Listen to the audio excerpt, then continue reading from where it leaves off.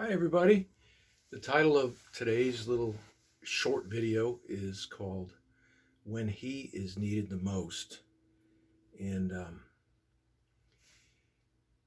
the fact is that God will be there to lead and guide us when He's needed the most. And here's what I have thought about this is it turns out that that's every moment. You know, for the Christian, we wander and we waver so quickly. Our flesh, that carnal side of our nature, is so strong, and it's against God. It's opposed to God. I'm very thankful for 1 Peter chapter 1 verse 5, which talks about those who are kept or preserved by the power of God. I'm glad that, Christians are being kept, preserved, helped. John chapter 17 shows that Jesus prayed for believers to be kept. I'm so glad He did.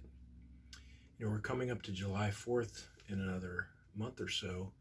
It's Independence Day in the United States, and somebody once said that every day, every morning, it's good for a Christian to make a declaration of dependence, not independence. As soon as we live independently from the Lord's leading, from His Spirit leading us, we just sin so quickly. We do things that don't represent Christ. We treat people wrong. And so we need to make a declaration of dependence every day. Romans 3:10, it says, there's none righteous, not one. So, we're all learning that we can't live even for a short time righteously without the Lord helping us, without, the Lord leading us, the Lord showing us the way. Many years ago, a Bible teacher taught on 1 Corinthians 1:28, talking about how God has chosen the base things and things which are not to confound the things that are. And he made the point that we are the are-nots. I'm an are-not. You're an are-not. I'm not always loving. I'm not always kind. I'm not always good. I'm not always pure. I'm not always all of those good things, the fruit of the Spirit. I'm not those things. And neither are you on your own. But Jesus has this name. One of His names is the I Am. And the reality for the Christian is the I Am, which is Jesus Christ, will come and live inside of us who are the are-nots. And that enables us to be and to do things that we can't do on our own. We're the are-nots, He's the I Am. And I found a song many years ago by a man named Buddy Green, and I love this song. It's called Grace for the Moment. When do we need Him? You know what? We need Him every moment if we're going to do the right thing. So that's what this song is called, Grace for the Moment.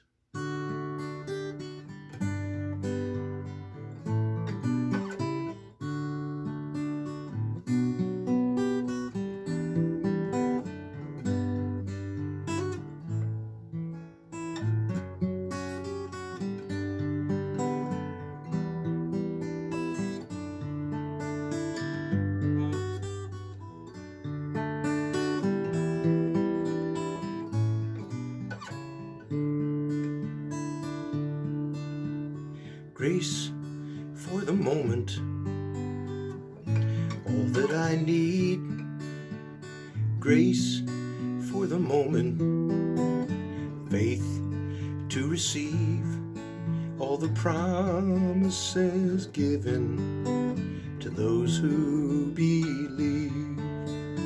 Grace for the moment, all that I need.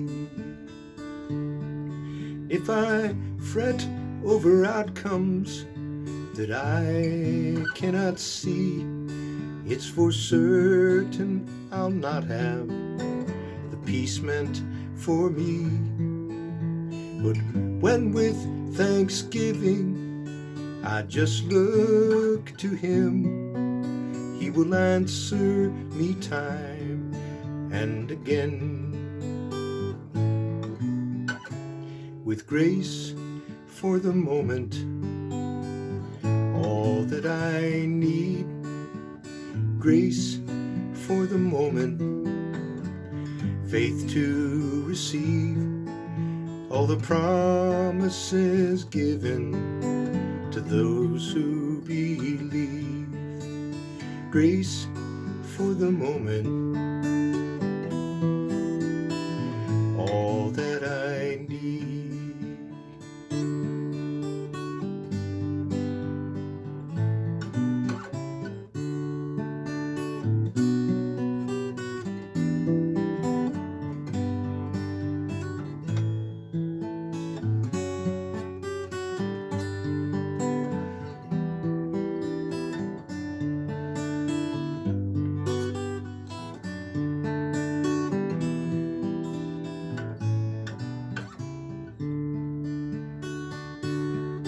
If I understand faith, it's not counting on me.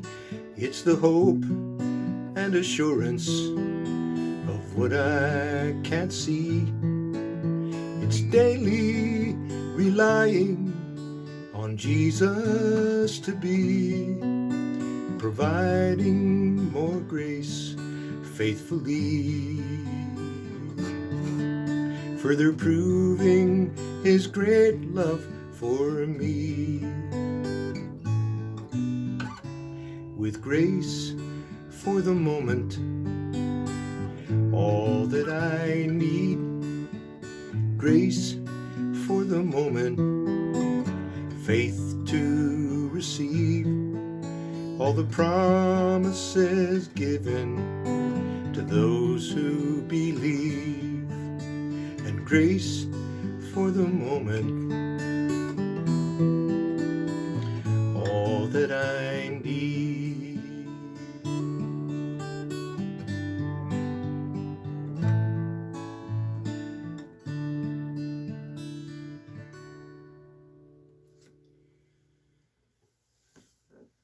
You know, one thing I thought of in this topic was for us to beware of getting ourselves overtired.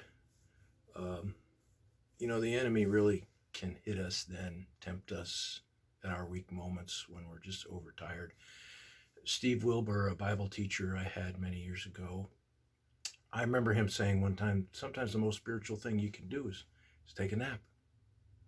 Because, you know, when we're tired, we're no good to ourselves or other people, and we just kind of go downhill. So that helps us to be led of the Spirit if we get our rest. When do we not need Jesus as a Christian?